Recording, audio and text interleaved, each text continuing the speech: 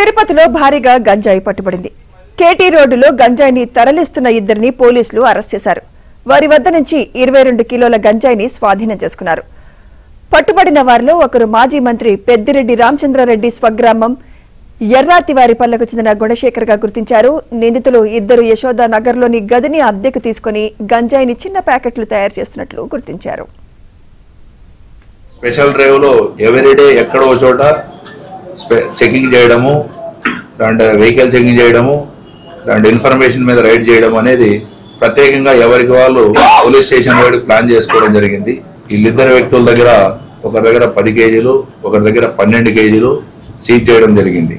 MRO గారు proceeding conduct చేసి దాని మీద సిఐ గారికి ఇవ్వడం జరిగింది.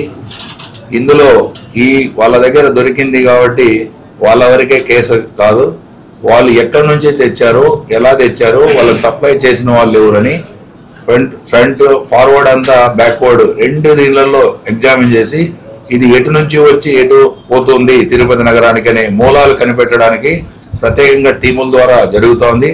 ఆ టీముల ద్వారా వీళ్ళకి సప్లైదారులు ఎవరైతే ఉన్నారో వాళ్ళందరినీ పట్టుకునే సపరేట్ టీములు పెట్టడం జరిగింది.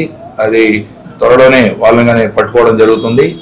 ఎట్టి పరిస్థితుల్లో డ్రగ్స్ రహిత తిరుపతిగా చేయడానికి మా వంతు కృషి చేస్తూ దాంట్లో మీరంతా భాగస్వాములై ఇది ఈ విధంగా నిర్వర్తించాలని ప్రత్యేకంగా మీడియా మిత్రులందరినీ, పురప్రజలందరినీ మరొకసారి పోలీస్ డిపార్ట్మెంట్ తరఫున